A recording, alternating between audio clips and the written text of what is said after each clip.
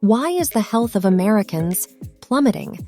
Why are levels of digestive discomfort, weight gain, and other health issues at the highest levels ever recorded? Finally, America's top doctor says the mystery has been solved. And the answer can be found in one place: your gut. Dr. Stephen Gundry struggled with these same problems for years. He tried everything to get healthy, but nothing worked. Then, he made one change to his diet. He quickly lost 70 pounds and has kept it off for over 20 years and counting. He also banished his bloating, constipation, and other digestive issues for good. Now, he feels better at age 70 than he did at 40.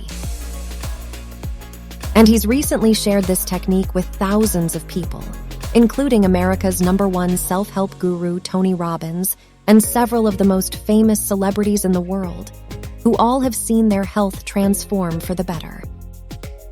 Now, he's put his entire method into a simple video that shows you exactly how to do this at home without doctors in under 2 minutes a day.